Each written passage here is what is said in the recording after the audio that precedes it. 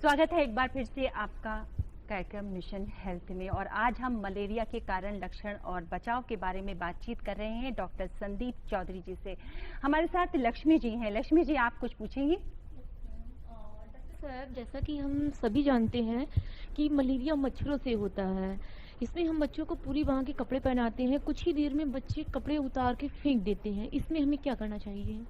देखिए, अगर बच्चे कपड़े नहीं पहन पाते तो आजकल मॉस्किटो रेपेलेंट्स आए हुए हैं, जिन्हें आप खुले एरिया में अगर लगाते हैं तो मच्छर काटने की संभावना कम रहती है। और छोटे बच्चे अगर हैं तो एक बड़े से मॉस्किटो नेट के अंदर अगर आप रखते हैं तो और भी आप बच्चों को सुरक्षित रख सकते हैं। तो इस तरह का बचाव करके मच्छरों से इस तरह का बचाव करके बहुत आराम से बच सकते हैं। केएल जायसवाल जी, आप भी कुछ पूछिए।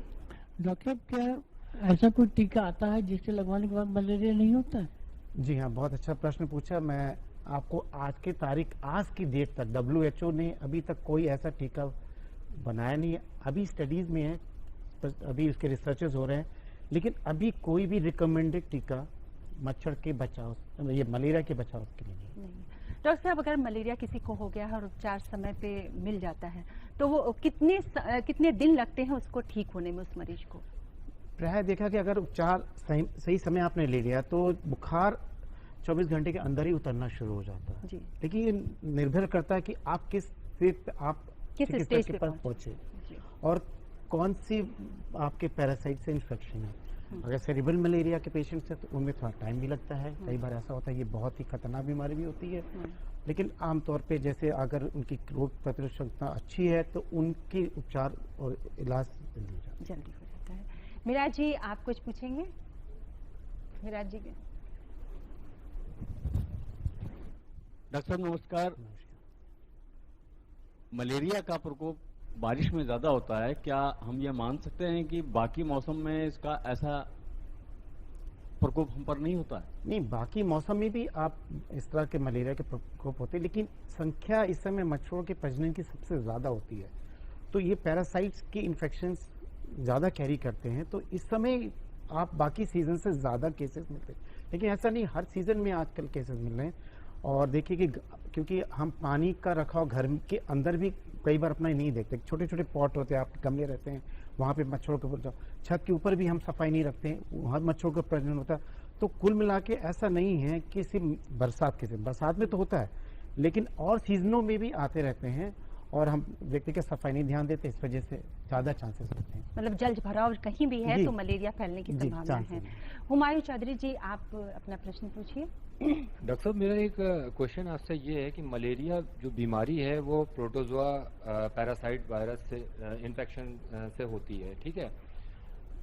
वो इतनी खतरनाक तो बीमारी नहीं है कि जिसके कंट्रोल को लेके इतना ज्यादा हो हल्ला मचा हुआ या इतनी योजनाएं आती हैं या स्कीम बताई जाती हैं, ठीक है ना? साथ ही एक चीज आपसे ये पूछनी थी कि अगर इसका इलाज न कराया जाए तो क्या होगा? देखिए, मैंने जैसे पहले आपसे कहते, मलेरिया एक बहुत ही जानलेवा बीमारी इसलिए है क्योंकि इतनी तेजी से शरीर में जो पैरासाइट्स हैं उतनी तेज बढ़ते हैं कि सिम्टम्स बहुत तेजी आते हैं, और समय पे नहीं इलाज किया गया तो कॉम्प्लिकेशन इतनी जल्दी होते हैं कि वो बीमार बुखार के कारण किसी भी दिमागी अवस्था के जा सकता है। और जहाँ तक इलाज पूरा संभव है और समय पे बस पहुंचे तो आप जल्द से जल्द ठीक भी हो सकते हैं। राकेश जी, आप अपना प्रश्न पूछिए। लोग कहते हैं कि मच्छर मारने की दवा में बहुत तेज जहर होता है, तो मच्छर मारने की दवा का प्रयोग कितना सही है? देखिए, मच्छर मारने वाली जो दवाइयाँ आती हैं वो सब टेस्ट होकर आती हैं। जैसे जो भी रेपेलेंट्स आते हैं, या वो कॉइल्स में हो चाहे वो पहले टेस्ट के गुजरने के बाद तब ये आते हैं कि ये ह्यूमन बॉडी में इसके कोई नुकसान। और रही बात, जो छिड़काव होते हैं वो उस तरह होते हैं कि वो खुले वातावरण में आपको कोई नुकसान पैदा ना करे, तो उसमें ऐसा कोई नहीं है कि इनसे कोई आपको नुकसान पैदा होने वाला है, ऐसा कुछ नहीं है। जी डॉक्टर साहब, मलेरिया की पहचान होने के बाद उसका उपचार किस तरह से शुरू किया जाता है? देखिए, उपचार बहुत सरल है। पहले तो उसकी कंफर्मेशन होना जरूरी होता है। आमतौर पे ब्लड सैंपल से साधारण रूप से हो जाता है, और आजकल तो रैपिड टेस्टिंग किट्स आ गए हैं, आप तुरंत एक ड्रॉप ब्लड से लीजिए, तुरंत आपको पता चल जाता है। और जो दवाइयां हैं बहुत ही सरल, और हर प्राथमिक स्वास्थ्य केंद्र और हर जिला अस्पताल में मुफ्त सरकार ने उपलब्ध कर रखी है। उनको आप जाएं तो आपको मिले, दवा लेते हैं तो आपको जल्द से जल्द दवाइयों से आराम मिल जाता है। मिल जाता है।